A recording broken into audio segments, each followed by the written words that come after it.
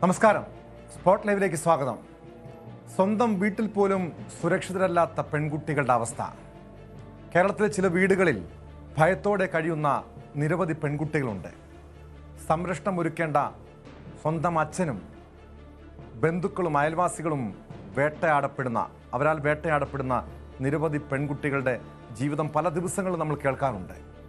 കാസർഗോഡ് 13-കാരിയായ മകളെ പീഡിപ്പിച്ച് ഗർഭിണിയാക്കിയത് സ്വന്തം പിതാവാണ്. മംഗളൂരുവിലെ ആശുപത്രിയിലേക്ക് കൊണ്ടുപോകുമ്പോഴാണ് പെൺകുട്ടി 4 മാസം ഗർഭിണിയാണെന്ന വിവരം അറിയുന്നത്. രക്ഷപ്പെടാനുള്ള ശ്രമത്തിനിടെ പ്രതിയെ നാട്ടുകാർ പിടികൂടി ഹോസ്ദുർഗ് പോലീസിന് കൈമാറുകയായിരുന്നു. വിശദാംശങ്ങളുമായി കാസർഗോഡ് നിന്ന് KB ബൈജു ചേരുന്നുണ്ട്. ബൈജു, ഞാൻ നേരത്തെ സൂചിപ്പിച്ചതുപോലെ ഇവിടെ സംരക്ഷണം നൽകേണ്ട സ്വന്തം ഉപ്പയാണ് 13-കാരിയെ പീഡിപ്പിച്ച് ലൈംഗികമായി ചൂഷണം ചെയ്ത് ഗർഭിണിയാക്കിയത്. ഈ പെൺകുട്ടി 4 മാസം ഗർഭിണിയായിരുന്നു. പിന്നീട് ഇയാൾ വിദേശത്തേക്ക് രക്ഷപ്പെടാനുള്ള ശ്രമത്തിനിടെ നാട്ടുകാർ പിടികൂടി പോലീസിന് കൈമാറുന്നു. എങ്ങനെയാണ് ഈ പീഡന വിവരം പുറത്തു വന്നത്? ഈ 4 മാസം ഈ പെൺകുട്ടിക്ക് ഇക്കാര്യം സ്വന്തം ഉമ്മയോട് പോലും പറയാൻ പറ്റാത്ത, അല്ലെങ്കിൽ പുറത്ത് പറയാൻ പറ്റാത്ത ഒരു സാഹചര്യം. ഇതെങ്ങനെയാണ് പുറത്തേക്ക് വന്നത്? ഈ വിവരങ്ങളൊക്കെ പുറത്തേക്ക് വന്നത് ബൈജു?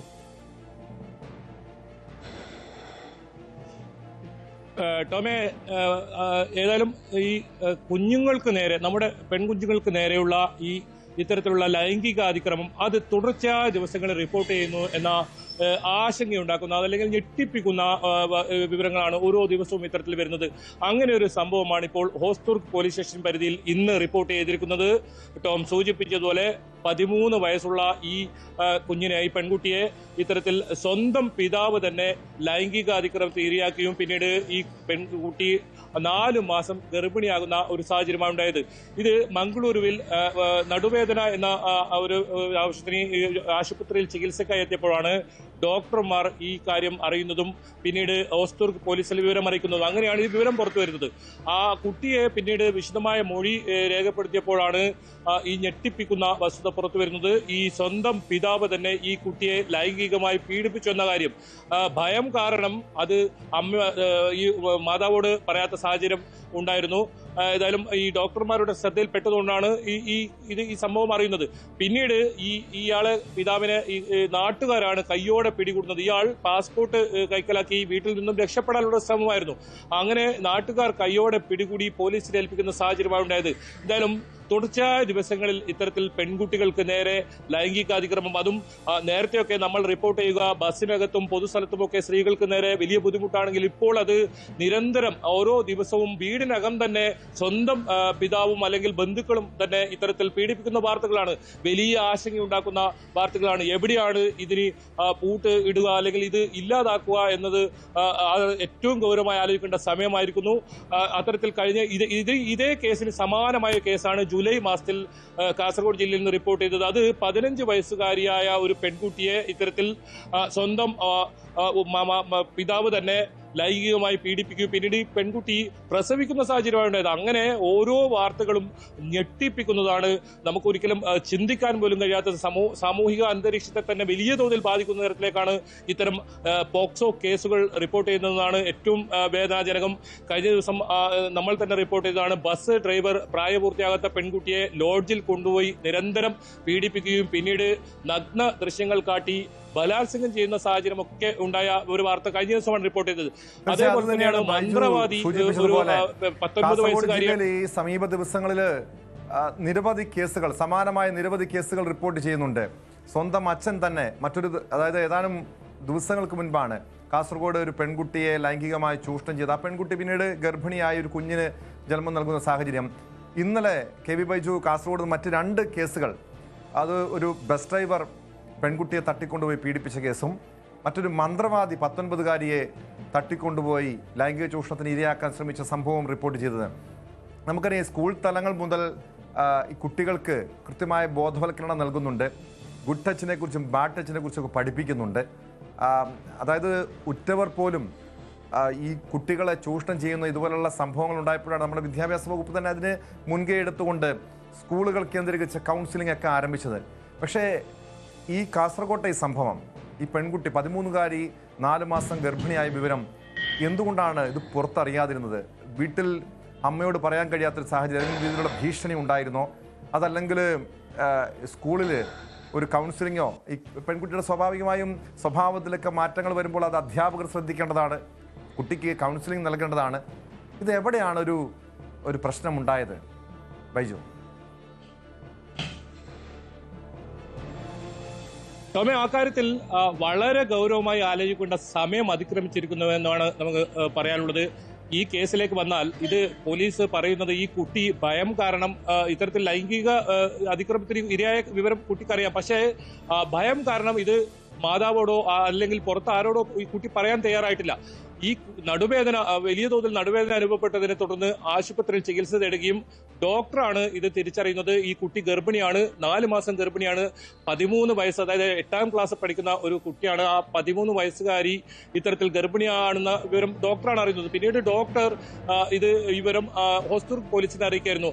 വളരെ രഹസ്യമായി ഹോസ്ദുർഗ് പോലീസ് ഈ സംഭവത്തിൽ അന്വേഷണം നടത്തുകയും ഈ കുട്ടിയുടെ വിശദമായ മൊഴി രേഖപ്പെടുത്തുമ്പോഴാണ് ഇത് ഭയം കാരണമാണ് പുറത്തു പറയാതിരുന്നെന്ന് കുട്ടി പറയുന്നത്. ഉറങ്ങിക്കിടക്കുകയായിരുന്ന കുട്ടിയെ പലതവണ ഇത്തരത്തിൽ ലൈംഗിക അതിക്രമത്തിന് ഈ സ്വന്തം പിതാവ് ഇരയാക്കിയിട്ടുണ്ടെന്നാണ് പറയുന്നത്. ഇയാൾ ഒരു ഇതര സംസ്ഥാന ആളാണ്, ഇയാൾ കുടക് സ്വദേശിയാണ്. കഴിഞ്ഞ ദിവസം മറ്റൊരു സമാനമായ കേസ് ഞാൻ സൂചിപ്പിച്ചതും കുടക് സ്വദേശിയാണ്.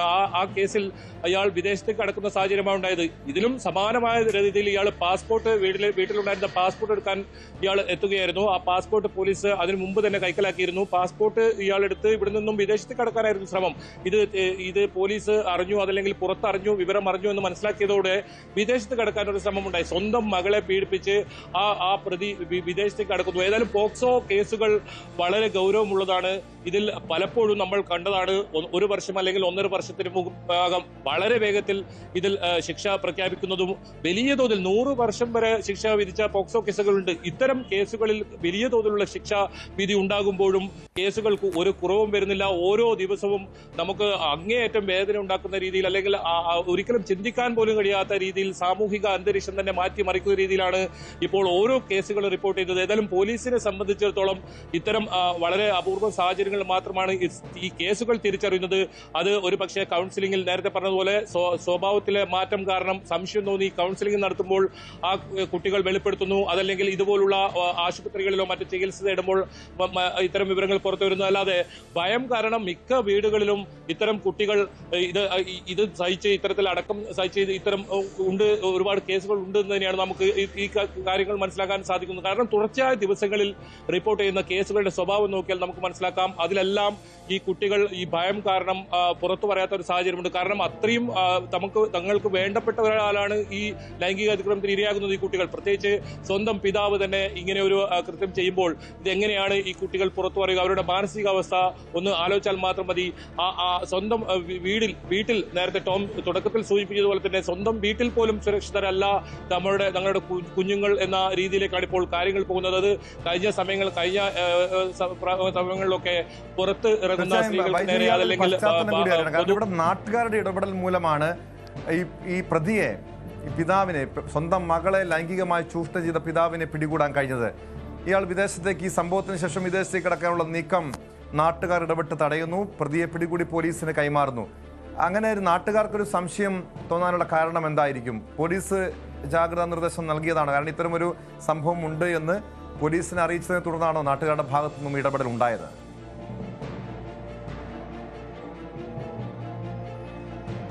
പോലീസിന്റെ ഇടപെടൽ ഈ കാര്യത്തിൽ നമ്മൾ എടുത്തു പറയേണ്ടിയിരിക്കുന്നു. ഹോസ്ദുർഗ് പോലീസ്, പ്രത്യേകിച്ച് ഹോസ്ദുർഗ് പോലീസ് ഈ കാര്യത്തിൽ വളരെ വേഗത്തിൽ കാര്യങ്ങൾ മുന്നോട്ട് നീക്കി.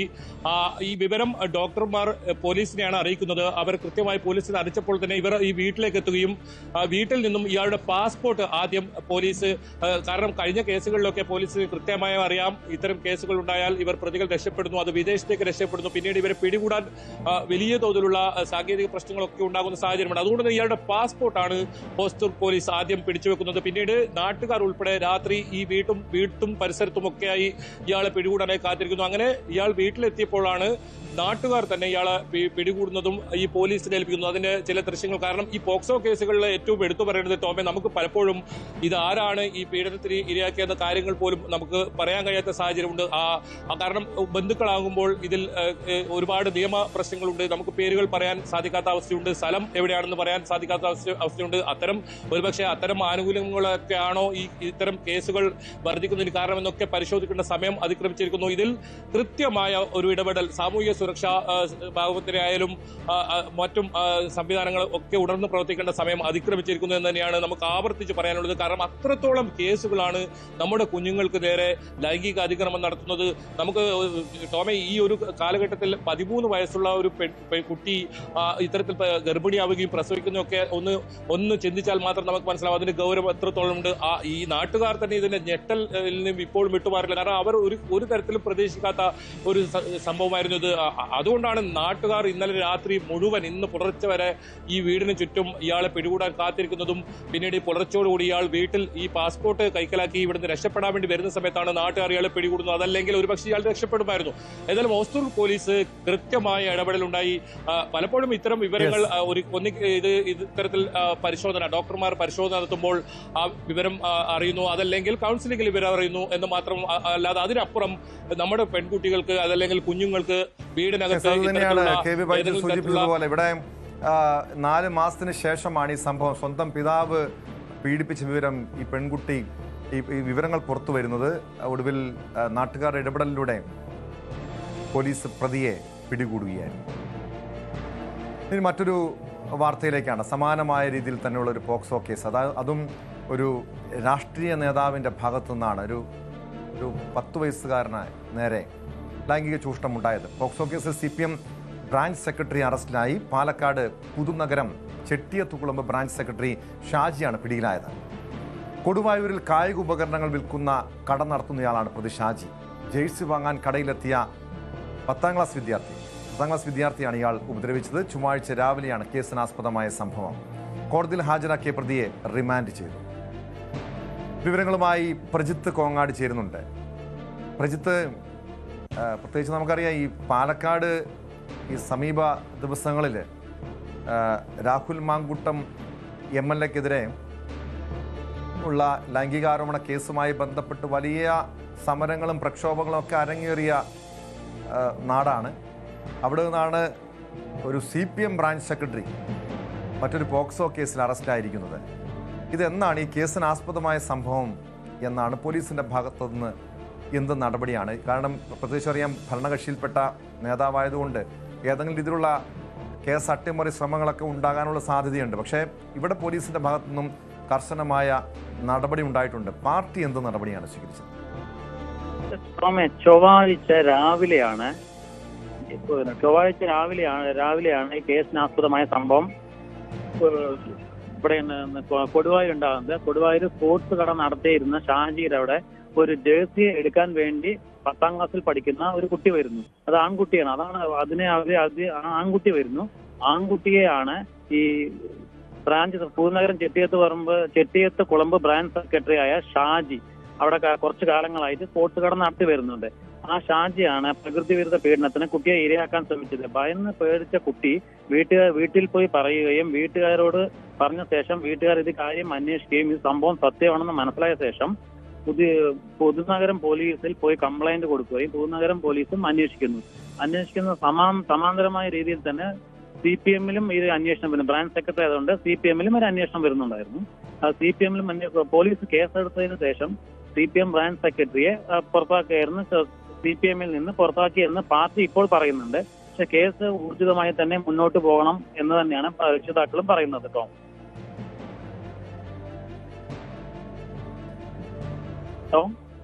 യെസ്, എന്തായാലും CPM ഇയാളെ പുറത്താക്കിയിട്ടുണ്ടല്ലോ പ്രജിത്ത്.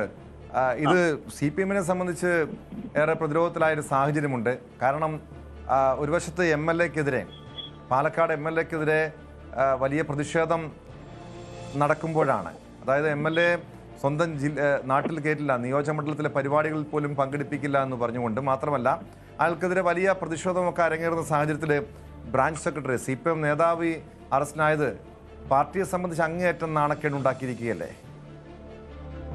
അതാണ് പാർട്ടിക്ക് വലിയ നാണക്കേടാണ് ഉണ്ടാക്കിയിരിക്കുന്നത്. രാഹുൽ മാങ്കൂട്ടത്തിനെതിരെ അതുപോലെ കൂട്ടത്തിനെ മണ്ഡലത്തിൽ കാലുകുത്തിക്കില്ല എന്ന് പറഞ്ഞും വ്യക്തമായ ഭയങ്കരമായ സമരങ്ങൾ നടത്തിയിട്ടുണ്ടായിരുന്നു. അത് മാത്രമല്ല കോളാമ്പി പ്രസംഗങ്ങൾ CPM DYFM അതിലത്തെ ഒരു നേതാവാണ് ഇപ്പോൾ പോക്സോ കേസിൽ അറസ്റ്റിലായിരിക്കുന്നത്. വ്യക്തമാണ്. പ്രജിത്ത് കോങ്ങാടാണ് വിവരങ്ങൾ നൽകിയത്. പാലക്കാടാണ് ഈ പോക്സോ കേസിൽ CPM ബ്രാഞ്ച് സെക്രട്ടറി അറസ്റ്റിലായിരിക്കുന്ന ഇയാളെ പാർട്ടിയിൽ നിന്നും പുറത്താക്കിയതായി പാർട്ടി നേതൃത്വം അറിയിച്ചിട്ടുണ്ട്. തിരുവനന്തപുരം ചാക്കയിൽ 2 വയസ്സുകാരിയെ തട്ടിക്കൊണ്ടുപോയി പീഡിപ്പിച്ച കേസിൽ പ്രതി ഹസൻകുട്ടിക്ക് 67 വർഷം തടവ് ശിക്ഷ. തിരുവനന്തപുരം പോക്സോ കോടതിയാണ് ശിക്ഷ വിധിച്ചത്. 72,000 രൂപ പിഴയും എടുക്കണം, 50,000 രൂപ ഇരയ്ക്ക് നൽകണമെന്നും കോടതിയുടെ വിധിയിലുണ്ട്. വിവരങ്ങളുമായി സാരംഗ് സുധാകരൻ ചേരുന്നു. സാരംഗ്, ഇന്ന് 2 വാർത്തകൾ നമ്മളിപ്പോൾ റിപ്പോർട്ട് ചെയ്തു. രണ്ടും ഒന്ന് കാസർഗോഡ് 13-കാരിയെ സ്വന്തം പിതാവ് ലൈംഗികമായി ചൂഷണം ചെയ്ത് ഗർഭിണിയാക്കിയ കേസ്. രണ്ടാമത്തേത് ഇപ്പോൾ അല്പസമയം മുമ്പ് പാലക്കാട് നിന്നുള്ള വാർത്ത. പാലക്കാട് പോക്സോ കേസിൽ ഒരു CPMന്റെ ബ്രാഞ്ച് സെക്രട്ടറി പിടിയിലാകുന്നു. പക്ഷേ ഇതുപോലുള്ള സംഭവങ്ങൾ അടിക്കടി ഉണ്ടാകുന്നുണ്ട്. മറുവശത്ത് ലൈംഗിക പീഡന കേസുകളിൽ പ്രതികൾക്ക് ശിക്ഷയും നൽകുന്നുണ്ട്. ഇവിടെ ഒരു മാതൃകാപരമായ ശിക്ഷയാണ്. ഈ ചാക്കയിൽ 2 വയസ്സുകാരിയെ തട്ടിക്കൊണ്ട് പീഡിപ്പിച്ച കേസിലെ പ്രതിക്ക് 67 വർഷം തടവ് ശിക്ഷയാണ് വിധിച്ചിരിക്കുന്നത്. ഈ കേസിലാസ്പദമായ സംഭവം എന്നായിരുന്നു? കോടതിയുടെ കണ്ടെത്തലുകൾ എന്തൊക്കെയാണ്?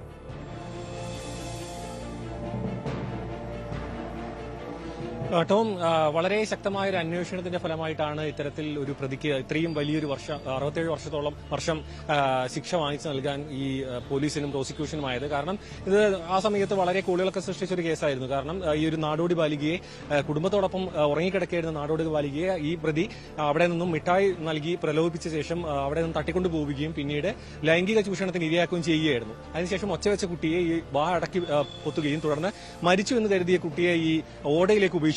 19 മണിക്കൂർ നീണ്ട അന്വേഷണത്തിന് ശേഷമായിരുന്നു കുട്ടിയെ കണ്ടെത്തുന്നത്. അതായത് പിതാവ് രാത്രി ഉണർന്നപ്പോൾ കുട്ടിയെ കാണാതാവുകയും തുടർന്ന് ഈ പോലീസിൽ പരാതിപ്പെടുകയും അങ്ങനെ തുടർന്ന് പോലീസിന്റെയും ഈ കുടുംബത്തിന്റെയൊക്കെ സംയോജിച്ചുകൊണ്ടുള്ള ഒരു അന്വേഷണത്തിന്റെ ഭാഗമായാണ് കുട്ടിയെ കണ്ടെത്തുന്നത്.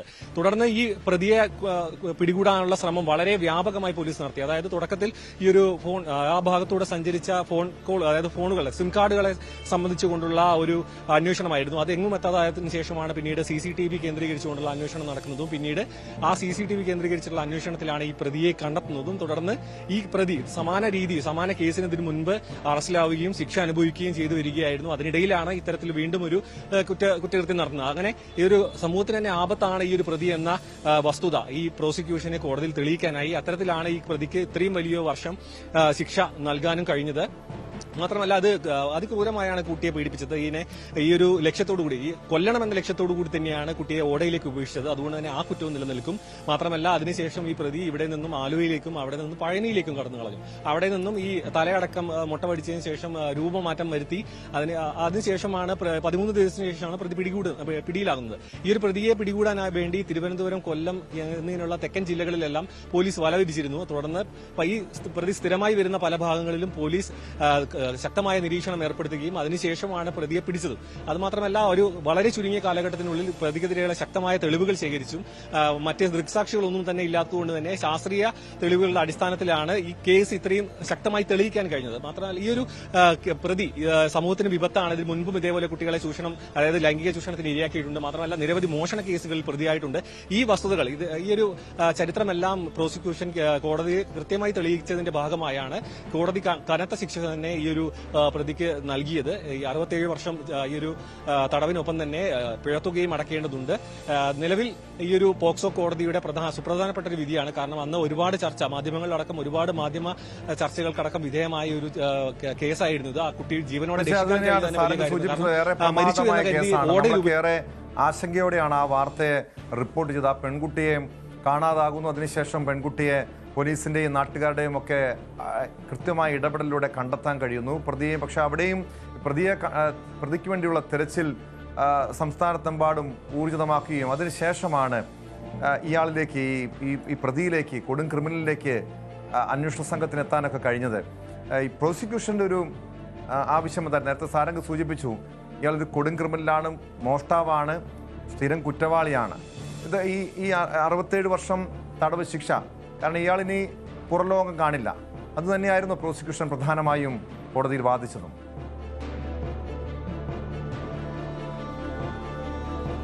നമുക്കറിയാം മറ്റ് വകുപ്പുകൾ പോലെയല്ല പോക്സോ കേസിൽ കുറ്റം തെളിഞ്ഞാൽ വളരെ ശക്തമായ തടവ് ശിക്ഷയാണ്, അതായത് വളരെ അധികം നീണ്ടു നിൽക്കുന്ന തടവ് ശിക്ഷയാണ് ലഭിക്കാറ്. കൂടുതൽ ക്യാപിറ്റൽ പണിഷ്മെന്റിലേക്ക് പോകുന്നതിന് പകരം 100 വർഷമടക്കം ഈ ഇത്തരത്തിൽ തടവ് ശിക്ഷ ലഭിക്കാൻ തരത്തിലേക്കുള്ള കാര്യങ്ങളൊക്കെ ഇതിന് മുൻപ് ഇതിൽ പലയിടത്തും മുൻപ് കോടതി വിധികൾ ഉണ്ടായിട്ടുണ്ട്. അതുകൊണ്ട് തന്നെ ഇത്തരത്തിൽ പല വകുപ്പുകൾ ചുമത്തിയാണ് പോക്സോ കേസ് ചുമത്തിയിട്ടുണ്ട്. ഒപ്പം തന്നെ കൊലപാതക ശ്രമം, ഈ വധശ്രമത്തിനടക്കം കേസ്, അതായത് കുട്ടിയെ കൊലപ്പെടുത്തണമെന്ന ഉദ്ദേശത്തോടു കൂടി തന്നെയാണ് ഈ പ്രതി ഓടയിലേക്ക് ഉപേക്ഷിച്ചത്. അതായത് മരിച്ചു എന്ന് കരുതിയാണ് ഉപേക്ഷിക്കുന്നത്. മാത്രമല്ല ഈ കുട്ടിയെ തട്ടിക്കൊണ്ടുപോവുകയായിരുന്നു, ആ കുറ്റവും നിലനിൽക്കും. അത് അത്തരത്തിൽ ഇതെല്ലാം കൂടി ചേർന്നുകൊണ്ടാണ് 67 വർഷം ഈ പ്രതിക്ക് ഈ ഇത്തരത്തിലുള്ള ഒരു വിധി പ്രസ്താവിച്ചത്. മാത്രമല്ല ഈ പുറംലോക കാണില്ല, കാരണം ഈ 67 വർഷത്തിനിടയ്ക്ക് ഈ ഒരു ജാമ്യമടക്കം ലഭിക്കുക എന്ന് പറയുന്നത് വളരെ ദുഷ്കരമായിരിക്കും. കാരണം ഇത്തരത്തിൽ ജാമ്യത്തിൽ ഇറങ്ങിയ സമയത്താണ് ഇത്തരത്തിലൊരു കുറ്റകൃത്യം നടത്തുന്നതടക്കം. അതുകൊണ്ട് തന്നെ 67 വർഷവും തുടർച്ചയായി ഈ ജയിലിൽ തന്നെ കഴിയേണ്ട ഒരു അവസ്ഥ വരും. ജീവിതകാലം മുഴുവൻ ഈ ഒരു തടവ് ശിക്ഷ, അതായത് സമൂഹത്തിൽ മറ്റൊരു പെൺകുട്ടിക്ക്, അതായത് ചെറിയൊരു കുട്ടി, 2 വയസ്സുള്ള ഒരു കുട്ടിയാണ്, അങ്ങനത്തെ ഒരു കുട്ടിക്ക് പോലും ഇത്തരത്തിലുള്ളൊരു അപകടം, ഇത്തരത്തിലുള്ളൊരു ചൂഷണത്തിന് ഇരയാവരുത് എന്ന് മുൻകൂട്ടി കണ്ടുകൊണ്ട് തന്നെയാണ് കോടതി ഇത്രയും കടുത്ത ശിക്ഷ ഇയാൾക്ക് നൽകിയത്. ഇതൊരു പ്രോസിക്യൂഷന്റെയും ഒപ്പം തന്നെ പോലീസ് അന്വേഷണ സംഘത്തിന്റെയും വളരെ വിജയമായി തന്നെ കണക്കാക്കണം. കാരണം ശാസ്ത്രീയ തെളിവുകളുടെ അടിസ്ഥാനത്തിലാണ്, അതായത് ഇയാളുടെ അടിവശത്തിൽ നിന്നും കണ്ടെടുത്ത പല തെളിവുകളുടെ മറ്റും അടിസ്ഥാനത്തിൽ അത് കൃത്യമായ പരിശോധനയ്ക്ക് ശേഷം അത് കൃത്യമായി കോടതിയെ ധരിപ്പിക്കാനും, മാത്രമല്ല ഇതിൽ മറ്റ് തെളിവുകളെല്ലാം ഇത്തരത്തിൽ സ്വരൂപിക്കാനും 13 ദിവസത്തിനുള്ളിൽ തന്നെ പ്രതിയെ പിടികൂടാനുമുള്ള പോലീസിന്റെ ഒരു ശ്രമകരമായ ഒരു ദൌത്യത്തിന് കൂടിയാണ് ഇന്ന് ഫലമുണ്ടായിരിക്കുന്നത് കേട്ടോ.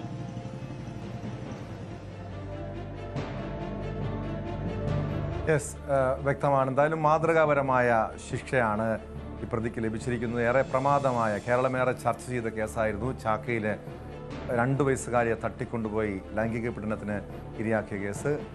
ഈ സംഭവത്തിൽ, അതായത് സംഭവം നടന്ന് ഈ പ്രമാദമായ കേസ് നടന്ന് ഉടനടി തന്നെ പ്രതിക്ക് ശിക്ഷ നേടിക്കൊടുക്കാൻ കഴിഞ്ഞത് അന്വേഷണ സംഘത്തിനും പ്രോസിക്യൂഷൻ്റെയും നേട്ടമായി തന്നെ കാണും. കണ്ണൂർ കല്യാട് വീട്ടിൽ നിന്ന് സ്വർണവും പണവും മോഷണം പോയ കേസിൽ പൂജാരി അറസ്റ്റിൽ. കർണാടക ഹാസൻ സ്വദേശിയായ മഞ്ജുനാഥാണ് പിടിയിലായത്. വീട്ടിലെ പ്രേതശല്യം ഒഴിപ്പിക്കാൻ 2 ലക്ഷം രൂപ മാത്രമാണ് വാങ്ങിയതെന്ന് പ്രതിയുടെ മൊഴി. കഴിഞ്ഞ ഓഗസ്റ്റ് 22-നായിരുന്നു കല്യാടുള്ള ഭർത്താവിൻ്റെ വീട്ടിൽ നിന്ന് 30 പവൻ സ്വർണവും 4 ലക്ഷം രൂപയും ദർശിത മോഷ്ടിച്ചത്.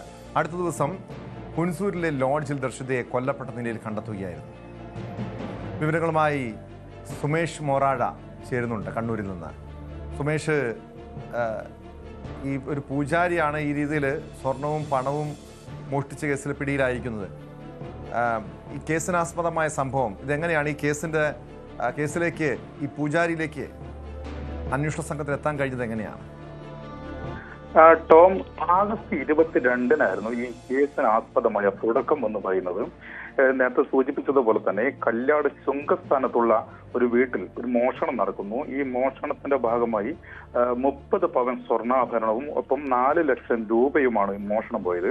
ഈ AP സുഭാഷിന്റെ വീട്ടിൽ, അതായത് വിദേശത്തുള്ള AP സുഭാഷിന്റെ വീട്ടിലായിരുന്നു ഈ മോഷണം നടന്നത്. തുടർന്ന് പോലീസ് അന്വേഷണം നടത്തുകയും തൊട്ടടുത്ത ദിവസം ഈ സാലിഗ്രാമിലെ ഹുൻസൂറിൽ വെച്ച് ഈ AP സുഭാഷിന്റെ ഭാര്യയായിട്ടുള്ള ദർശിത ഒക്കെ അവിടെ കൊല്ലപ്പെടുകയും ചെയ്യുകയാണ് ചെയ്തത്.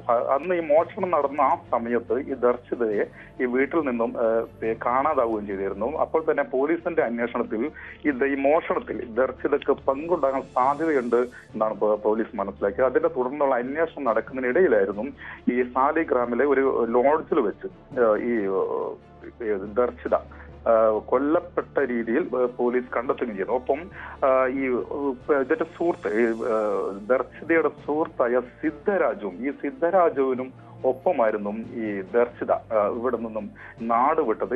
ഇദ്ദേഹം കർണാടക സ്വദേശിയായിരുന്നു. പിന്നീട് ഇതിന്റെ അന്വേഷണങ്ങൾ നടക്കുകയും ഇതിന്റെ ഈ മോഷണത്തിൽ നിന്ന് കിട്ടിയ 4 ലക്ഷം രൂപയിൽ നിന്ന് 2 ലക്ഷം രൂപ ഈ സിദ്ധരാജു കൈപ്പറ്റിയതായും പോലീസ് കണ്ടെത്തുന്നു. പിന്നീട് വിശദമായ അന്വേഷണം നടക്കുന്നു, തുടർന്നുള്ള ചോദ്യം ചെയ്യൽ നടക്കുന്നു. ഈ ചോദ്യം ചെയ്യലിന് ഒടുവിലാണ് ഈ പൂജാരിയിലേക്ക് ഈ പോലീസ് എത്തുന്നത്. അദ്ദേഹം കർണാടക സിംഗപട്ടണം സ്വദേശിയാണ്, മഞ്ജുനാഥ് എന്നാണ് ഇദ്ദേഹത്തിന്റെ പേര്. പിന്നീട് പോലീസ് മഞ്ജുനാഥിനെ കണ്ടെത്തുകയും വിശദമായ അന്വേഷണം നടക്കുകയും ഈ അന്വേഷണത്തിൽ ഈ മോഷണ മുതലിൽ നിന്നും പൈസ, അതായത് 2 ലക്ഷം രൂപ മഞ്ജുനാഥും കൈപ്പറ്റിയതായി പോലീസ് വിവരം ലഭിക്കുന്നു.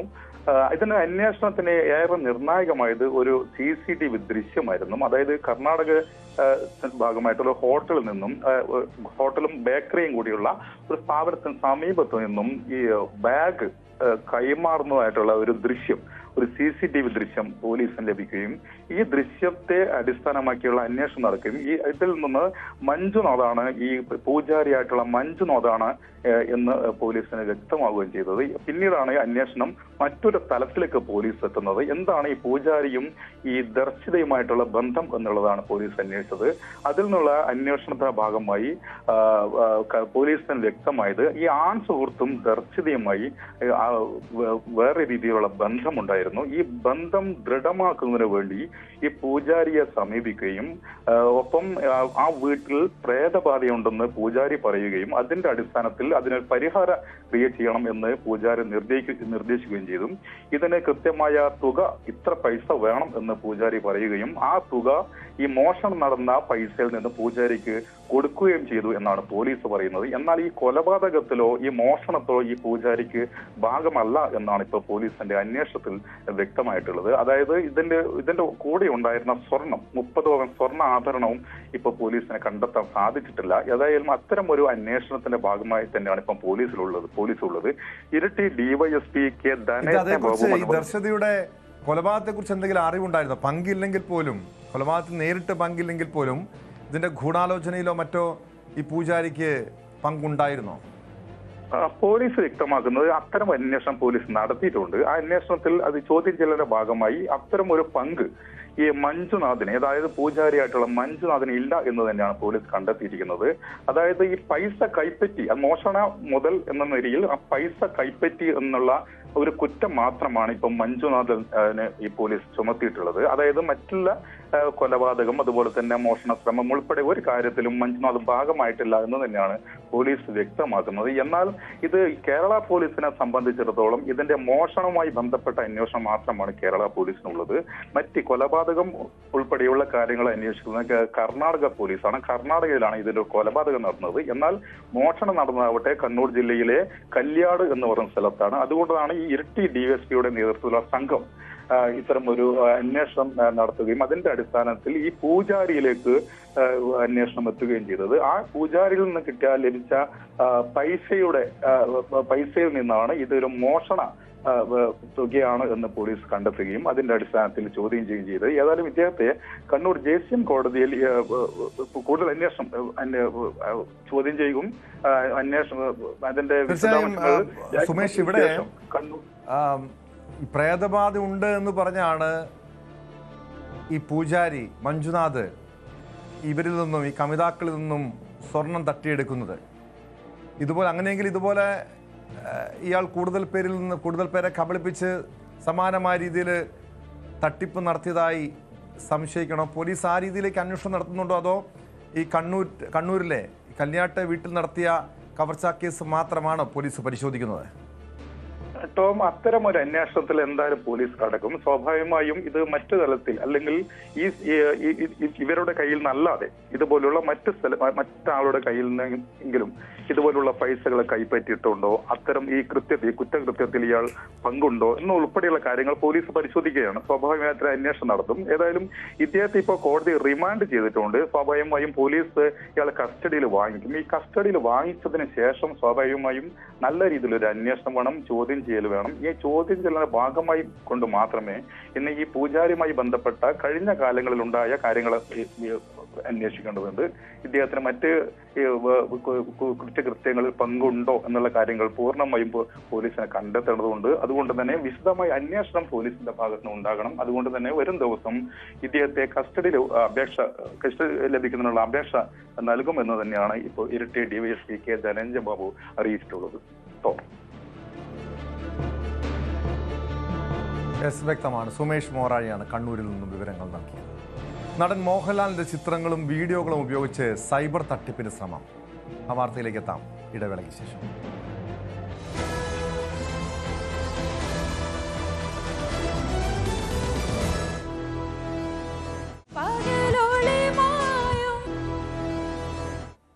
സ്പോട്ട് ലൈവ് തുടരുന്നു. നടൻ മോഹൻലാലിന്റെ ചിത്രങ്ങളും വീഡിയോകളും ഉപയോഗിച്ച് സൈബർ തട്ടിപ്പിന് ശ്രമം. താരത്തിന്റെ വീഡിയോയ്ക്ക് കമന്റ് ചെയ്യുന്നവർക്ക് പണം വാഗ്ദാനം ചെയ്താണ് തട്ടിപ്പ്. പ്രൊഫൈലിലും ഗ്രൂപ്പുകളിലും വീഡിയോ ഷെയർ ചെയ്താൽ 10,000 രൂപ സമ്മാനം നൽകാനെന്ന പേരിൽ ക്രെഡിറ്റ് കാർഡ് വിവരങ്ങൾ സ്വന്തമാക്കിയായിരുന്നു തട്ടിപ്പ്. വിവരങ്ങളുമായി കോഴിക്കോട് നിന്ന് MS അനീഷ് കുമാർ ചേരുന്നുണ്ട്. അനീഷ്, ഏകദേശം ഈ 4 ലക്ഷത്തിലധികം ആളുകൾ ഈ വീഡിയോ കണ്ടു കഴിഞ്ഞിട്ടുണ്ട്. 8,000-ത്തിലധികം ഷെയറുകളുണ്ട്. എങ്ങനെയാണ് ഈ തട്ടിപ്പ് വിവരം പുറത്തു വന്നത്? ആരെങ്കിലും തട്ടിപ്പിന് ഇരകളായിട്ടുണ്ടോ?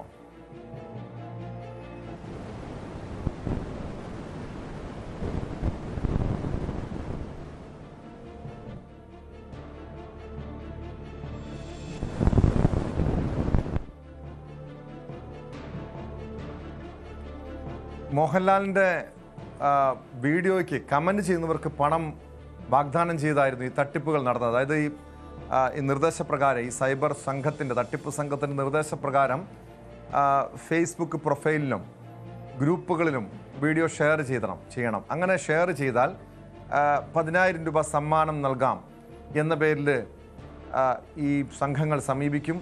പിന്നീട് ക്രെഡിറ്റ് കാർഡ് വിവരങ്ങൾ സ്വന്തമാക്കും. അങ്ങനെ നിരവധി പേരിൽ നിന്നും ഇവർ പണം ആവശ്യപ്പെട്ടു എന്ന രീതിയിലുള്ള, അല്ലെങ്കിൽ ഇതിൻ്റെ വിവരങ്ങൾ ആവശ്യപ്പെട്ടു എന്ന രീതിയിലുള്ള സൂചനകളുണ്ട്. അനീഷ്, എങ്ങനെയാണ് ഈ തട്ടിപ്പ് വിവരം പുറത്തു വന്നത്? പോലീസിൽ ആരെങ്കിലും പരാതി നൽകിയിട്ടുണ്ടോ? പണം കൂടുതൽ പേർക്ക് ആർക്കെങ്കിലും നഷ്ടപ്പെട്ടിട്ടുണ്ടോ?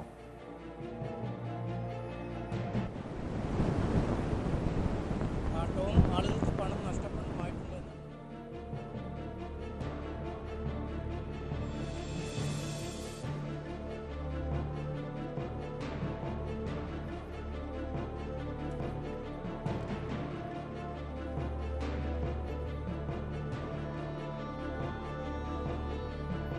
നടൻ മോഹൻലാലിൻ്റെ ചിത്രങ്ങളും വീഡിയോകളും ഉപയോഗിച്ചാണ് വ്യാപകമായ രീതിയിലുള്ള സൈബർ തട്ടിപ്പിന് ശ്രമം നടന്നത്. അനീഷിലേക്ക്. അനീഷ്, തുടരാം.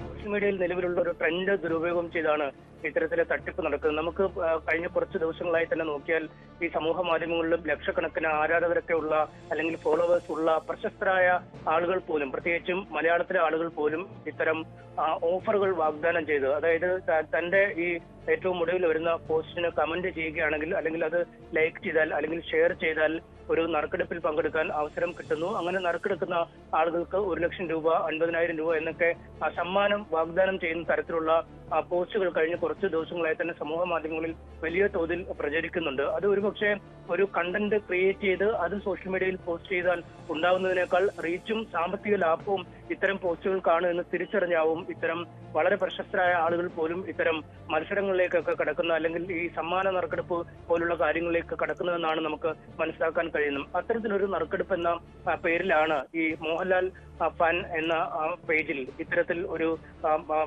മത്സരം നടക്കുന്നത്. നമുക്ക് ഈ താഴേക്ക് നോക്കിയാൽ ഈ പ്രൊഫൈലിൽ കയറി പരതിയാൽ പലപ്പോഴും മോഹൻലാലിന്റെ ചിത്രങ്ങൾ ഉപയോഗിച്ച് പലതരത്തിലുള്ള മത്സരങ്ങൾ എന്ന രീതിയിൽ കാര്യങ്ങൾ ചെയ്യുന്നുണ്ട്. ചില ചോദ്യങ്ങൾക്ക് ഉത്തരം നൽകുക, അല്ലെങ്കിൽ ഈ ചില പോസ്റ്റുകൾ കമന്റ് ചെയ്യുക, അല്ലെങ്കിൽ ചില പോസ്റ്റുകൾ ഷെയർ ചെയ്യുക. ഇങ്ങനെ ചെയ്യുമ്പോൾ ആ ചെയ്യുന്ന ആളുകളിൽ നിന്നും തെരഞ്ഞെടുക്കപ്പെടുന്ന ആളുകൾക്ക് സമ്മാനം നൽകാം എന്ന വ്യാജേന കാര്യങ്ങൾ നീക്കുന്നത്. നമ്മൾ തന്നെ ഈ നമുക്ക് ഇട്ടുതന്ന, അല്ലെങ്കിൽ നമ്മൾ പിന്നീട് കയറി എനിക്കടക്കം ഇത്തരം സന്ദേശം വരികയും ചെയ്തു. ഈ കണ്ട വീഡിയോയ്ക്ക് താഴെ കമന്റ് ചെയ്താൽ 10,000 രൂപ വീതം നൽകുമെന്ന ഒരു മെസ്സേജാണ് വന്നിരിക്കുന്നത്. ഇതിലേക്ക് ആളുകൾ കയറി കമന്റ് ഇടുമ്പോൾ, ഞാൻ കയറി കമന്റ് ഇട്ടപ്പോൾ, കമന്റ് ഇട്ടതിന് കുറച്ചു നേരം കഴിയുമ്പോൾ എന്റെ ഇൻബോക്സിലേക്ക്, അതായത് ഫേസ്ബുക്കിന്റെ ഇൻബോക്സിലേക്ക് ഒരു മെസ്സേജ് വരികയാണ്. താങ്കൾ ആദ്യ ഭാഗം പിന്നിട്ട് കഴിഞ്ഞിരിക്കുന്നു. ഇനി ചെയ്യേണ്ടത് ഈ പോസ്റ്റ് താങ്കളുടെ ഫേസ്ബുക്ക് പേജിൽ പ്രൊഫൈലിൽ ഷെയർ ചെയ്യണം. ഒപ്പം 10 ഗ്രൂപ്പുകളിലേക്ക് ഈ പ്രൊഫൈല് ഷെയർ ചെയ്യുക. ഈ 2 കാര്യങ്ങൾ ചെയ്തോ എന്ന് ഞങ്ങളുടെ ഒരു പ്രത്യേക ടീം പരിശോധിക്കും. ഈ ടീം പരിശോധിച്ചു കഴിഞ്ഞാൽ അടുത്ത ഘട്ടത്തിലേക്ക് കടക്കാം എന്നൊരു അറിയിപ്പ് വരും. അങ്ങനെ നമ്മൾ ഷെയർ ചെയ്യുകയാണെങ്കിൽ തൊട്ടടുത്ത് വരുന്ന മെസ്സേജ് ഒരു വെബ്സൈറ്റ് ഉണ്ട്. ആ വെബ്സൈറ്റിൽ പോയി പേര് രജിസ്റ്റർ ചെയ്യണമെന്ന നിർദ്ദേശമാണ്. അപ്പോൾ നമ്മൾ തീർച്ചയായിട്ടും വിചാരിക്കും ഈ ആളുകൾക്ക് ഷെയർ ചെയ്ത് കൊടുത്ത് നമ്മുടെ പ്രൊഫൈലിൽ ഷെയർ ചെയ്തു, അതുകൊണ്ട് അടുത്ത ഘട്ടത്തിലേക്ക് പോയി രജിസ്റ്റർ ചെയ്താൽ പണം വരും എന്നുള്ള രീതിയിൽ ചിന്തിക്കുമ്പോഴാണ് ഈ പ്രൊഫൈലിൽ രജിസ്റ്റർ ചെയ്ത് ഈ വെബ്സൈറ്റിൽ പോയി രജിസ്റ്റർ ചെയ്ത് കഴിയുമ്പോൾ അവിടെ നിന്നാണ് പിന്നീട് നമ്മുടെ ക്രെഡിറ്റ് കാർഡിന്റെ നമ്പറും വിശദാംശങ്ങളും ചോദിച്ചുകൊണ്ടുള്ള അടുത്ത ഒരു സന്ദേശം എത്തുന്നത്. കാരണം ഈ പല രാജ്യങ്ങളിലും സാധ്യമായ ഇടപാടുകൾ നടത്തുന്നതിന് അവകാശം തങ്ങൾക്കുണ്ട്. അത് പക്ഷേ ഈ ഇടപാടുകാരൻ, അതായത് തങ്ങൾ സമ്മാനം നൽകാൻ നിങ്ങളെ തെരഞ്ഞെടുത്തിരിക്കുന്നു, അതായത് 10,000 രൂപ നൽകാൻ നിങ്ങളെ തെരഞ്ഞെടുത്തിരിക്കുന്നു, പക്ഷേ നിങ്ങൾ നിങ്ങളുടെ ക്രെഡിറ്റ് കാർഡ് വിവരങ്ങൾ പങ്കുവച്ചാൽ മാത്രമേ ഈ പണം നൽകുകയുള്ളൂ. കാരണം നിങ്ങളുടെ തന്നെയാണോ ഈ പണം എന്ന് ഉറപ്പുവരുത്തണം, നിങ്ങൾ ഇന്ത്യയിലെ തന്നെ പൗരനാണോ എന്ന് ഉറപ്പുവരുത്തണം, ഒപ്പം നിങ്ങളുടെ ഇമെയിലുമായി ബന്ധപ്പെട്ട വിശദാംശങ്ങളും നൽകണം. അത്തരത്തിൽ നിങ്ങളുടെ സ്വന്തമായാണ് ഇമെയിൽ ഉള്ളത് എന്നടക്കമുള്ള വിശദാംശങ്ങൾ പരിശോധിക്കാനാണ് ഈ 2 കാര്യങ്ങളും ചോദിക്കുക. അവർ പറയുന്നതനുസരിച്ച് ഈ ക്രെഡിറ്റ് കാർഡിന്റെ വിശദാംശങ്ങളും മറ്റുമൊക്കെ നൽകി കഴിയുമ്പോൾ അവർ ക്രെഡിറ്റ് കാർഡിനുള്ളിൽ പ്രവേശിക്കുകയും അങ്ങനെ അത് ആരുടെ ക്രെഡിറ്റ് കാർഡ് ആണ് എന്ന് ഉറപ്പുവരുത്തുമെന്നാണ് പറയുന്നത്. പക്ഷേ പണമൊന്നും ആദ്യഘട്ടത്തിൽ ഞങ്ങൾ എടുക്കില്ല എന്നൊക്കെ അവർ പറയുന്നുണ്ടെങ്കിൽ പോലും ഇത്തരത്തിൽ ക്രെഡിറ്റ് കാർഡ് നമ്പറും പാസ്വേഡും ഒക്കെ നോക്കിയാൽ അല്ലെങ്കിൽ മറ്റു വിവരങ്ങളൊക്കെ നൽകിയാൽ പിന്നീട് ആ വഴി നോക്കേണ്ട പോലും ആവശ്യം വരില്ല. ആ അക്കൗണ്ടിലുള്ള പണം പൂർണ്ണമായി അവർ മാറ്റും. ഒപ്പം ഇമെയിലിന്റെ വിശദാംശങ്ങൾ നൽകുമ്പോൾ ഇമെയിലിനുള്ളിൽ കയറി ഒരുപക്ഷെ ഈ പണം പിൻവലിച്ചതിന്റെ മെസ്സേജ് പോലും ഫോണിലേക്ക് വരാത്ത വിധം കാര്യങ്ങളൊക്കെ മാറ്റാൻ ഉള്ള രീതിയിലുള്ള ഒരു തട്ടിപ്പാണ് എന്നാണ് നമുക്ക് അറിയാൻ കഴിയുന്നത്. എന്തായാലും പ്രീമിയർ മെമ്പർഷിപ്പ് എടുത്താൽ മാത്രമേ പണം നഷ്ടപ്പെടുന്നു എന്നൊക്കെ പറയും. പക്ഷേ ആരെങ്കിലും ഈ തട്ടിപ്പിന് ഇരകളായിട്ടുണ്ട്? കാരണം നിരവധി പേർ ഇത് ഷെയർ ചെയ്തിട്ടുണ്ട്, ഇതിൽ ലൈക്ക് ചെയ്തിട്ടുണ്ട്. ആരെങ്കിലും തട്ടിപ്പിന് ഇരകളായിട്ടുണ്ട്? ആർക്കെങ്കിലും പണം നഷ്ടപ്പെട്ടതായ വിവരം എന്തെങ്കിലും പോലീസിന് ലഭിച്ചിട്ടുണ്ടോ? പോലീസിനൊന്നും അത്തരം ഒരു പരാതി കിട്ടിയിട്ടില്ല. കാരണം ഇന്നലെയാണ് ഈ വീഡിയോ പോസ്റ്റ് ചെയ്യുകയും അതിലേക്ക് ആളുകൾ ഷെയർ ചെയ്യുകയും ചെയ്തത്. എന്തായാലും ഇതിനകം തന്നെ ഏതാണ്ട് 50,500 അതായത് 5 ലക്ഷത്തിലധികം ആളുകൾ ഈ വീഡിയോ കണ്ടിട്ടുണ്ട്. 8,500-ലധികം ആളുകൾ ഇത് ഷെയർ ചെയ്തിട്ടുണ്ട്. നമുക്കറിയാം ഈ 10,000 രൂപയ്ക്ക് വേണ്ടി ഇത്തരം കാര്യങ്ങൾ കാണുമ്പോൾ അത് പ്രഥമ ദൃഷ്ട്യാ തന്നെ അതൊരു തട്ടിപ്പിന്റെ എല്ലാ സ്വഭാവവും ഉള്ളതാണ്. അതിന്റെ തൊട്ട് താഴെയുള്ള ഫോട്ടോകൾ, വീഡിയോകൾ ഒക്കെ പരിശോധിച്ചാലും നമുക്ക് മനസ്സിലാവാം ഇത് പ്രഥമ ദൃഷ്ട്യാ തന്നെ ഒരിക്കലും വിശ്വാസയോഗ്യമല്ലാത്ത ഒരു കാര്യമാണ് ഇവിടെ ചെയ്തത്. പക്ഷെ ഇതിനൊക്കെ അപ്പുറം ഇതും ഒക്കെ മറികടന്ന് ആളുകൾ ഈ പോസ്റ്റിൽ കമന്റ് ചെയ്യുന്നു, ഷെയർ ചെയ്യുന്നു, ലൈക്ക് ചെയ്യുന്നു, മറ്റുള്ളവരിലേക്ക് പങ്കിടുന്നു. അങ്ങനെ പല കാര്യങ്ങളും ഇപ്പോഴും നടന്നിരിപ്പുണ്ട്. എന്തായാലും ലക്ഷണമൊത്ത ഒരു തട്ടിപ്പ് തന്നെയാണിത്. കാരണം നമുക്കറിയാം കേരളത്തിലെ ഏറ്റവും ആഘോഷിക്കപ്പെടുന്ന ഒരു സെലിബ്രിറ്റിയാണ് മോഹൻലാൽ. മോഹൻലാലിന്റെ പേരിൽ ഒരുപാട് ഫാൻ പേജുകൾ മറ്റുമൊക്കെ ഉണ്ട്. ഏത് പേജിൽ ഒരു വീഡിയോ ഇട്ടാലും ആയിരക്കണക്കിന് ആളുകൾ കാണുന്ന, അല്ലെങ്കിൽ അദ്ദേഹത്തിന്റെ ഫോട്ടോ ഇട്ടാൽ മാത്രം ഒരുപാട് ഷെയറുകൾക്ക് വരുന്ന ഒരു സെലിബ്രിറ്റിയാണ്. അതുകൊണ്ട് തന്നെയാണ് കൃത്യമായി മോഹൻലാലിന്റെ പേര് ദുരുപയോഗം ചെയ്തുള്ള ഈ തട്ടിപ്പ് നടക്കുന്നത്.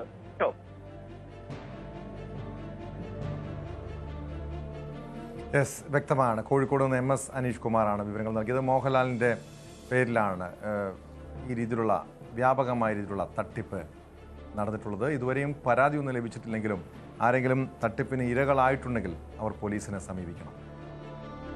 ശബരിമലയിലെ പൂജകൾക്ക് ഉണ്ണികൃഷ്ണൻ പോറ്റി ഇടനിലക്കാരനായി നിന്നതിന്റെ കൂടുതൽ തെളിവുകൾ പുറത്ത്. നെയ്യഭിഷേകത്തിന്റെ പേരിൽ ഭക്തരിൽ നിന്ന് ഉണ്ണികൃഷ്ണൻ പോറ്റി ലക്ഷക്കണക്കിന് രൂപ പിരിച്ചെന്ന് ദേവസ്വം ബോർഡിന് വിവരം ലഭിച്ചു.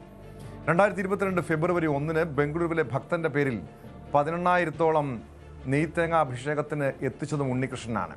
ശബരിമലയിൽ നിന്നുകൊണ്ടുപോയ സ്വർണ്ണപ്പാളികൾ ബംഗളൂരുവിലും മറ്റും പല സ്ഥലങ്ങളിലും ഇയാൾ പൂജയ്ക്ക് വെച്ചതായും വിവരമുണ്ട്. BV അരുൺ ചേരുന്നു തിരുവനന്തപുരത്ത് നിന്ന് വിവരങ്ങളുമായി. അരുൺ, ഈ ഉണ്ണികൃഷ്ണൻ പോറ്റിയുടെ തട്ടിപ്പിന്റെ കൂടുതൽ വിവരങ്ങൾ പുറത്തു വന്നുകൊണ്ടിരിക്കുകയാണ്. ഈ സ്വർണ്ണപ്പാളിയുടെ പേരിൽ നടന്ന തട്ടിപ്പ്, വ്യാപകമായ രീതിയിലുള്ള തട്ടിപ്പ്, പ്രത്യേകിച്ചും ഇതര സംസ്ഥാനങ്ങളിലുള്ള ധനികരായ അയ്യപ്പ ഭക്തരെ കബളിപ്പിച്ചതായിട്ടുള്ള വിവരം ദേവസ്വം വിജിലൻസിന് ലഭിച്ചിരുന്നു. ഇപ്പോൾ നെയ്യഭിഷേകത്തിന്റെ പേരിലും തട്ടിപ്പ് നടന്നതായിട്ടുള്ള വിവരം. അങ്ങനെയെങ്കിൽ കുറേ നാളുകളായി വ്യാപകമായിട്ടുള്ള ഒരു തട്ടിപ്പ്, പണപ്പിരിവ് ഇയാൾ നടത്തിയതായി തന്നെ കണക്കാക്കേണ്ടതല്ലേ? എന്തൊക്കെ തെളിവുകളാണ് വിജിലൻസിന് ലഭിച്ചിട്ടുള്ളത് ഇതുവരെ? ടോം, ദേവസ്വം ബോർഡ് രേഖകളിൽ ഉണ്ണികൃഷ്ണൻ പോറ്റി എന്നയാൾ സ്പോൺസറാണ്. പക്ഷേ സ്പോൺസർക്കും അപ്പുറത്തേക്ക് അയാൾ ഇടനിലക്കാരനാണെന്ന് തെളിയിക്കുന്ന വിവരങ്ങളും തെളിവുകളുമാണ് ഇപ്പോൾ പുറത്തു വരുന്നത്.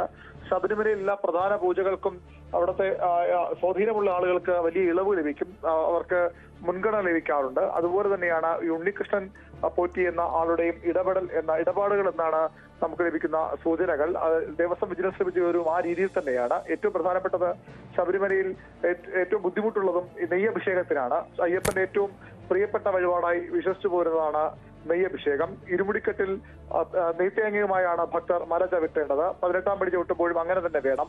അങ്ങനെയുള്ള നെയ്യഭിഷേകത്തിന് വലിയ തിരക്ക്, ശബരിമല സീസണിലൊക്കെ വലിയ തിരക്ക്, മണിക്കൂറുകളോളം ക്യൂ നിന്നാൽ മാത്രമേ ടോക്കൺ പോലും ലഭിക്കുന്ന സാഹചര്യമുണ്ട്. പക്ഷേ ഇവിടെ ഈ ഉണ്ണികൃഷ്ണൻ പോറ്റി 2022 ജനുവരി 1-ന് 18,001 നെയ്ത്തേങ്ങകളാണ് അവിടെ കൊണ്ടുവന്നത്. അത് ബംഗളൂരുവിലെ പേര് വെളിപ്പെടുത്താൻ ആഗ്രഹിക്കാത്ത ഒരു ഭക്തന് വേണ്ടി താൻ നടത്തുന്ന വഴിപാട്, ആ ഭക്തൻ പറഞ്ഞ പ്രകാരം നടത്തുന്ന വഴിപാട് എന്നാണ് ഉണ്ണികൃഷ്ണൻ പോറ്റി അവിടെ പറഞ്ഞത്. അതിന്റെ അടിസ്ഥാനത്തിലാണ് ഈ ഒരു നെയ്യഭിഷേകം നടന്നത്. സാധാരണഗതിയിൽ ആചാരപ്രകാരം നെയ്ത്തേങ്ങ ഇരുമുടിക്കെട്ടിൽ കൊണ്ടുവരണം. പക്ഷേ 18,001 തേങ്ങ കൊണ്ടുവരാൻ കഴിയില്ല. അതുകൊണ്ട് തന്നെ അത് ട്രാക്ടറാണ് കൊണ്ടുവന്നത്. ട്രാക്ടറിൽ കൊണ്ടുവന്ന തേങ്ങ നെയ്യഭിഷേകം നടത്താനായി എല്ലാ സഹായവും ദേവസ്വം ബോർഡ് അധികൃതർ ചെയ്തിരുന്നു. അത് ആചാരപരമായി അത് ശരിയാണോ എന്ന ചോദ്യം ഒരു വശത്തുണ്ട്. അതിനപ്പുറത്തേക്ക് ശബരിമലയിൽ മകരവിളക്ക് സീസൺ പോലെ മകരവിളക്കിന് 2 ആഴ്ച മാത്രം ബാക്കിയുള്ളപ്പോഴാണ് ഈ ഒരു അഭിഷേകം നടക്കുന്നത്. ആ തിരക്കുള്ള സമയത്ത് മണിക്കൂറുകളിൽ ക്യൂ നിന്ന് പലർക്കും നെയ്യഭിഷേകം നടത്താതെ മലയിറങ്ങേണ്ടി വരാനുള്ള സാഹചര്യം ഉണ്ടാകാറുണ്ട്. അപ്പോഴാണ് ഇത്രയധികം നെയ്ത്തേങ്ങളുമായി ഒരാൾ വരുന്നു. അയാൾ ദേവസ്വം ബോർഡിനെ പൈസ അടയ്ക്കുന്നു. 18 ലക്ഷം രൂപ ദേവസ്വം ബോർഡ് നൽകിയെന്ന് പറയുന്നു. എങ്കിൽ പോലും അവർക്ക് ഒരു വലിയ പരിഗണന അവിടെ ലഭിക്കുന്നു. അതിനും അപ്പുറത്തേക്ക് ഇത്തരത്തിൽ ഈ 18 ലക്ഷം രൂപ മാത്രമാണ് ഇയാൾ പിരിച്ചത്. ആരിൽ നിന്നൊക്കെയാണ് ഈ തുക ഇയാൾ പിരിച്ചെടുത്ത കാര്യത്തിലൊക്കെ സംശയമുണ്ട്. പല പൂജകളും ഇത്തരത്തിൽ ഇയാൾ ഇടനിലനിന്ന് 2021-23 ഇടയ്ക്ക് പലതവണ ഇയാൾ വലിയ രീതിയിൽ ഇത്തരത്തിൽ അഭിഷേകത്തിന് വേണ്ടി ദേവസ്വം ബോർഡിനെ സമീപിച്ചിട്ടുണ്ട്. 23 ആകുമ്പോൾ ദേവസ്വം ബോർഡ് അതിന്റെ പന്തികേട് മനസ്സിലാക്കുന്നു. 23 ശേഷം അവർ അത് അംഗീകരിച്ചില്ല. അത്തരം അഭിഷേകം വേണ്ട എന്ന നിലപാട് ദേവസ്വം ബോർഡ് സ്വീകരിച്ചു. പക്ഷെ അതുവരെ അയാൾക്ക് എല്ലാ സഹായവും ദേവസ്വം ബോർഡ് ഉദ്യോഗസ്ഥരോ അല്ലെങ്കിൽ ദേവസ്വം ബോർഡിലെ പ്രധാനികളോ ചെയ്തു നൽകിയെന്ന് വ്യക്തമാണ്. ഇതിന് മാത്രമല്ല, പാണ്ടിത്താവളത്തിൽ അന്നദാനം നൽകിയത്, മകരവിളക്കിന് സാധാരണഗതിയിൽ പാണ്ടിത്താവളത്ത് അന്നദാനം നൽകാറില്ല. അവിടെ കുടുങ്ങിക്കിടക്കുന്ന അല്ലെങ്കിൽ അവിടെ ഈ വിളക്ക് ദർശിക്കാനായി നിൽക്കുന്ന ആളുകൾക്ക് പലപ്പോഴും ഭക്ഷണം കിട്ടുന്ന പരാതിയൊക്കെ ഉണ്ട്. ഇത്തവണ അത് പരിഹരിച്ച് അവിടെ പാണ്ടിത്താവളത്തിൽ അന്നദാനം നടത്തിയിരുന്നു. അതും ഉണ്ണികൃഷ്ണൻ പോറ്റിയാണ് ചെയ്തത്. അതും അയാൾ ഒറ്റയ്ക്ക് നടത്തിയതാണോ അല്ലെങ്കിൽ ഇതുപോലെ ആളുകളിൽ നിന്ന് പൈസ പിരിച്ച് നടത്തിയാണെന്ന് ചോദ്യമൊക്കെ അവശേഷിക്കുന്നുണ്ട്. ഒരു പ്രധാനപ്പെട്ട ദേവസ്വം ബോർഡുമായി ബന്ധപ്പെട്ട പ്രധാന മോഷണ കേസ് ഏറ്റുമാനൂർ ശിവക്ഷേത്രത്തിലെ വിഗ്രഹമോഷണവുമായി ബന്ധപ്പെട്ട നിർണായക തെളിവായി മാറിയത് തിരുവനന്തപുരം നെയ്യാറ്റിൻകരയുള്ള ഒരു അന്ന് പഠിക്കുകയായിരുന്ന ഒരു പെൺകുട്ടിയുടെ പുസ്തകത്തിലെ ഒരു പേജാണ്. അത് പിന്നീട് ആ സ്ത്രീക്ക് അവരുടെ സ്ത്രീക്ക് ദേവസ്വം ബോർഡ് ഒരു വീട് വെച്ച് നൽകിയിരുന്നു. അതിന് 15 ലക്ഷത്തോളം രൂപ ഇയാൾ സ്പോൺസർ ചെയ്തു എന്ന് പറയുന്നു. ആ സ്പോൺസർഷിപ്പ് ഇപ്പോൾ സംശയനിലയിലാണ്. അങ്ങനെ ശബരിമലയെ ബന്ധപ്പെട്ട വലിയ സ്പോൺസർഷിപ്പുകൾ ഇയാൾ നൽകുന്നുണ്ട്. പക്ഷേ അതിലൊക്കെ ആരുടെയൊക്കെ പണമെന്ന ചോദ്യമാണ് ഇപ്പോൾ ഉയർന്നു വരുന്നത്. വ്യക്തമാണ്. വി അരുണാണ് തിരുവനന്തപുരത്ത് നിന്ന് വിവരങ്ങൾ നൽകിയത്. ഉണ്ണികൃഷ്ണൻ പോറ്റിയുടെ കൂടുതൽ തട്ടിപ്പിന് വിവരങ്ങളാണ് പുറത്തു വന്നുകൊണ്ടിരിക്കുന്നത്. മന്ത്രി KB ഗണേഷ് കുമാറിന്റെ മണ്ഡലമായ പത്തനാപുരത്ത് KSRTC ബസ്സിൽ നിന്നും 2 കിലോ കഞ്ചാവ് കണ്ടെത്തി. പത്തനാപുരത്ത് നിന്നും കോയമ്പത്തൂർ എറണാകുളം റൂട്ടിൽ സർവീസ് നടത്തുന്ന സ്വിഫ്റ്റ് ബസ്സിൽ നിന്നാണ് 2 കിലോ കഞ്ചാവ് കണ്ടെത്തിയത്. സ്വിഫ്റ്റ് ബസ്സിലെ മെമ്മറി കാർഡ് പരിശോധിച്ച് പ്രതിയെ കണ്ടെത്താനുള്ള ശ്രമത്തിലാണ് പോലീസ്. വിവരങ്ങളുമായി മനോജ് പുനലൂരിൽ നിന്നും ചേരുന്നുണ്ട്. മനോജ്, ഇവിടെ ഒരു കുടിവെള്ളക്കുപ്പി ബസ്സിൽ സൂക്ഷിച്ചതിൻ്റെ പേരിലാണ് മന്ത്രിയുടെ വലിയ ഷോ ഓഫ് കണ്ടത്. മന്ത്രി ജീവനക്കാർക്കെതിരെ നടപടി സ്വീകരിക്കുമെന്നൊക്കെ പറഞ്ഞു. പക്ഷെ ഇവിടെ KSRTC ബസ്സിൽ കഞ്ചാവ് വരെ കടത്തുന്ന സാഹചര്യം, എന്ത് നടപടിയാണ് ഈ ജീവനക്കാർക്കെതിരെ സ്വീകരിച്ചിരിക്കുന്നത്? പോലീസിന്റെ അന്വേഷണത്തിൽ എന്താണ് വ്യക്തമായത്? മനോജ്. വളരെ രസകരമായ ഒരു സംഭവമാണ് പത്തനാപുരം ഡിപ്പോയിൽ കഴിഞ്ഞ ദിവസം അരങ്ങേറിയത്. ഈ കോയമ്പത്തൂരിൽ നിന്നും എറണാകുളം വഴി പത്തനാപുരത്തേക്ക് വരുന്ന ബസ് എറണാകുളത്ത് എത്തിയപ്പോൾ അതിൽ ഒരു ബാഗ് ഉപേക്ഷിച്ച നിലയിൽ കണ്ടെത്തി. ആ ബാഗ് എടുത്ത് ഈ ബസിന്റെ തന്നെ ഡ്രൈവർ സീറ്റിനടിയിലുള്ള ആ സേഫ്റ്റി അറയിൽ സൂക്ഷിച്ച് ഡ്രൈവർ പത്തനാപുരത്ത് കൊണ്ടുവന്നു. ഇവിടെ ആ ബാഗ് പരിശോധിക്കാൻ എടുത്തപ്പോൾ അതിൽ കഞ്ചാവ് കണ്ടെത്തി എന്ന വളരെ വിചിത്രമായ ഒരു വിവരമാണ് KSRTC ജീവനക്കാർ നൽകിയിരിക്കുന്നത്. എറണാകുളത്ത് വെച്ച് അങ്ങനെ ഒരു ബാഗ് കണ്ടെങ്കിൽ സ്വാഭാവികമായും എറണാകുളം ഡിപ്പോയിൽ തന്നെ വിവരം അറിയിച്ച് അവിടെ മുതൽ അന്വേഷണം തുടങ്ങേണ്ടതല്ലേ? അങ്ങനെ ചെയ്യാതെ അത് KSRTC ബസ്സിൽ തന്നെ ഒളിപ്പിച്ചു കൊണ്ടുവന്ന് പത്തനാപുരത്ത് വെച്ച് തുറന്നെടുത്ത സംഭവം വളരെ വിചിത്രമായി തന്നെയാണ് നമുക്ക് കാണേണ്ടത്. അതുകൂടാതെ തന്നെ ഈ സംഭവവുമായി ബന്ധപ്പെട്ട് KSRTC ബസ് പത്തനാപുരം ഡിപ്പോയിൽ കിടക്കുന്ന സമയത്താണ് കഴിഞ്ഞ ദിവസം കോൺഗ്രസിന്റെ ഒരു പ്രവർത്തകൻ പത്തനാപുരം ഡിപ്പോയിലെത്തി പത്തനാപുരം ഡിപ്പോയിൽ കിടക്കുന്ന കുപ്പിവെള്ളത്തിന്റെയും അവിടെ കിടക്കുന്ന ബസിന്റെയും ഫിറ്റ്നസ് പരിശോധിക്കാൻ ശ്രമിക്കുന്നത്. ഈ സമയം മൊബൈലിൽ വണ്ടിയുടെ നമ്പർ പ്ലേറ്റ് സ്കാൻ ചെയ്യുന്ന സമയത്ത് കുറച്ച് ജീവനക്കാരും ATOയും കൂടെ വന്ന് ഈ കോൺഗ്രസിന്റെ പ്രവർത്തകനെ മർദ്ദിക്കുന്ന ഒരു സാഹചര്യവും വളരെ ഒരു ബഹളാത്മകമായ ഒരു അന്തരീക്ഷവും അവിടെ ഉണ്ടാക്കി. ഈ സമയത്തും ആ ബസ് അവിടെ തന്നെ കിടക്കുകയായിരുന്നു. ഒരു പക്ഷേ ഈ ബസ്സിൽ കഞ്ചാവ് വന്നത് ജീവനക്കാർക്ക് അറിയാം. അത് ശ്രദ്ധ മാറ്റാനുള്ള ശ്രമമാണോ എന്നുകൂടി സംശയിക്കുന്ന നിലയിലാണ് കാര്യങ്ങൾ പോയത്. എന്തായാലും ഈ ബഹളങ്ങൾ നടക്കുന്നതിനിടെയാണ് ഈ കഞ്ചാവ് ആ ബസ്സിൽ നിന്നും എടുത്തത്.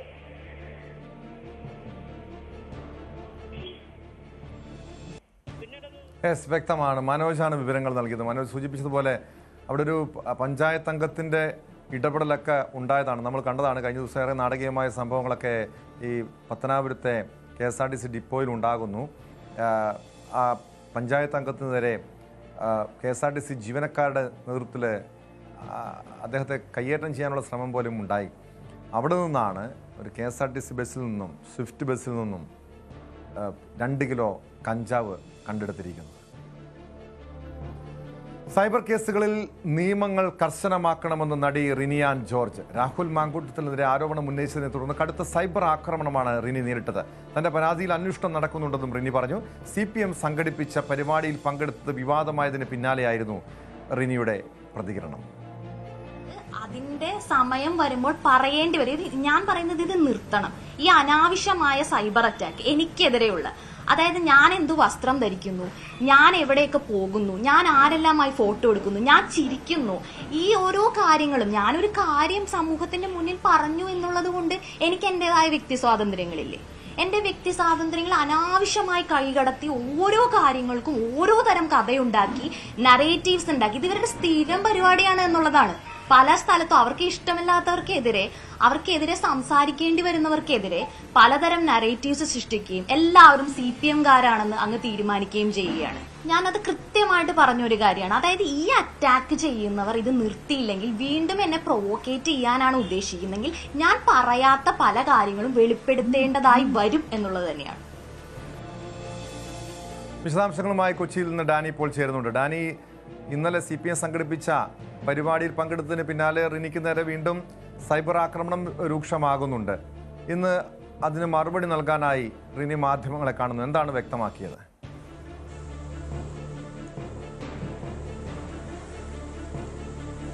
ടോം, ഇക്കാര്യത്തിൽ അവർ വ്യക്തമാക്കുന്നത് പ്രധാനമായും തന്നെ താൻ ഒരു CPM-ലേക്ക് പോകുന്നു, അല്ലെങ്കിൽ CPM-ലേക്ക് തനിക്ക് അവിടെ നിന്ന് ക്ഷണമുണ്ടായി, അതുകൊണ്ട് താൻ അങ്ങോട്ട് പോകുന്നു എന്ന പല രീതിയിൽ അഭ്യൂഹങ്ങൾ ഉണ്ടാകുന്നു. പക്ഷെ അങ്ങനെയല്ല. താൻ അവിടെ പോയത് സ്ത്രീപക്ഷ ചിന്തകൾ പങ്കുവയ്ക്കുന്ന ഒരിടം, പ്രത്യേകിച്ച് ഈ KJ ഷൈനിനെതിരായ സൈബർ ആക്രമണം നടന്നതിൻ്റെ പശ്ചാത്തലത്തിൽ സംഘടിപ്പിച്ച ഒരു പരിപാടിയാണ്. CPM തന്നെയാണ് ആ പരിപാടി സംഘടിപ്പിച്ചത്. ഇതേപോലെ ആര് പരിപാടി സംഘടിപ്പിച്ചാലും സ്ത്രീപക്ഷ ചിന്തകൾക്ക് പ്രാധാന്യമുള്ളിടത്ത് താൻ പോകും. അത് രാഷ്ട്രീയം നോക്കിയല്ല. തൻ്റെ രാഷ്ട്രീയം അവരുടേതിൽ നിന്ന് വ്യത്യസ്തമാണ്. താനൊരു പാർട്ടിയിൽ വിശ്വസിക്കുന്നുണ്ടെങ്കിൽ അത് മറ്റൊരു രീതിയിലാണ്. അതുകൊണ്ടാണ് അവിടെ പോയത്. ഇനിയും തനിക്കെതിരെയുള്ള ഒരു അധിക്ഷേപം പലരും തന്നെ തുടരുന്നുണ്ട്. താൻ ഒരു പാർട്ടി ടിക്കറ്റ് നോക്കിയത് ഇപ്പോൾ തെരഞ്ഞെടുപ്പുകളുടെ ഒരു കാലത്തേക്ക് വരുമ്പോൾ അങ്ങനെയൊന്നും ചിന്തിച്ചൊന്നുമല്ല പോയത്. സ്ത്രീകൾക്ക് എതിരെ നടക്കുന്ന ഒരു അധിക്ഷേപത്തിന് എതിരെ സംഘടിപ്പിക്കുന്ന ഒരു പരിപാടിയാണ്. അതുകൊണ്ടാണ് താൻ അവിടെ പോയത് എന്നതാണ് അവർ നൽകുന്ന വിശദീകരണം. അതിന് പല വ്യാഖ്യാനങ്ങളും വരുന്നുണ്ട്. അതിലേക്കൊന്നും തന്നെ വലിച്ചടിപ്പിക്കേണ്ടതില്ല എന്നവർ പറയുന്നു. അവർ വ്യക്തമാക്കുന്ന ഒരു കാര്യം, താൻ ഇതുവരെയും ഒരു പാർട്ടിയുടെ പേരോ അല്ലെങ്കിൽ ഒരു യുവ നേതാവിൻ്റെ പേരോ വെളിപ്പെടുത്തിയിട്ടില്ല. പരാമർശങ്ങളെല്ലാം ഒരു പാർട്ടിയെന്നും യുവ നേതാവ് എന്നെല്ലാം തന്നെയാണ്. പക്ഷേ ഈ രീതിയിലേക്ക് തന്നെ പ്രതിരോധത്തിലാഴ്ത്തുമ്പോൾ തന്നെ കടന്നാക്രമിക്കുന്ന ഒരു നിലപാടിൽ തുടരുകയാണെങ്കിൽ തനിക്ക് പലതും അറിയാം, തനിക്ക് അതെല്ലാം തന്നെ പുറത്ത് പറയേണ്ടി വരും. അതൊന്നും താങ്ങില്ല എന്നാണ് ഇന്ന് റിനി ആൻ ജോർജ് വ്യക്തമാക്കിയത്. ഈ തനിക്കെതിരെ തുടരുന്ന ഈ അധിക്ഷേപങ്ങൾ അത് നിർത്തണം, സഹിക്കുന്നതിനൊരു പരിധിയുണ്ട് എന്നതെല്ലാം തന്നെ അവർ കൂട്ടിച്ചേർക്കുകയും ചെയ്യുന്നുണ്ട്. ഈ സൈബർ ആക്രമണങ്ങളെ ശരിക്കും കൊലപാതക ശ്രമങ്ങൾ പോലെ തന്നെ കാണണമെന്നാണ് റിനി പറയുന്നത്. കാരണം ഇത് അനുഭവിക്കുന്നവർക്ക് മാത്രമേ അതിൻ്റെ ഒരു വേദന മനസ്സിലാവുകയും ചെയ്യുന്നുള്ളൂ എന്ന് അവർ വ്യക്തമാക്കുന്നു. കടുത്ത നിയമ നടപടികളാണ് ഈ രംഗത്ത് അത് നടപ്പാക്കേണ്ടത്. എങ്കിൽ മാത്രം ഇതുപോലുള്ള സൈബർ അതിക്രമങ്ങൾ നിൽക്കുകയുള്ളൂ. പലപ്പോഴും തനിക്കെതിരെ താൻ വിശ്വസിച്ചിരുന്ന ഒരു പ്രസ്ഥാനത്തിൽ നിന്ന് തന്നെയാണ് തനിക്കെതിരെ അധിക്ഷേപങ്ങൾ ഉണ്ടായത്. അതിൽ ആരോപണ വിധേയരായ പലരും ഇപ്പോൾ വലിയ രീതിയിൽ ഒരു വിഹരിക്കുന്ന രീതിയിലേക്കെല്ലാം തന്നെ വന്നു. പക്ഷേ അതെല്ലാം ഈ പല തെളിവുകളും കാര്യങ്ങളും എല്ലാം തന്നെ തൻ്റെ പക്കലുണ്ട്, അതൊന്നും ഇപ്പോൾ പുറത്തുവിടുന്നില്ല എന്ന് അവർ വീണ്ടും പറയുകയാണ്. ഏതായാലും ഇത്തരം ഒരു അധിക്ഷേപങ്ങൾ നിർത്തിയില്ല എങ്കിൽ തനിക്ക് ഈ തെളിവുകൾ പുറത്തുവിടേണ്ടി വരും, താൻ ഇത്തരം കാര്യങ്ങൾ തുറന്നു പറയാൻ തയ്യാറാകുമെന്നാണ് റിനി പറഞ്ഞത്. ഏതായാലും അവർ CPM പരിപാടിയിൽ പങ്കെടുത്തത് പല രീതിയിലുള്ള ഒരു വ്യാഖ്യാനങ്ങൾക്കും ഇട നൽകിയിരുന്നു. പ്രത്യേകിച്ച് KJ ഷൈൻ തന്നെ അവരെ CPMലേക്ക് ക്ഷണിക്കുന്നതായിട്ട് പറഞ്ഞിരുന്നു.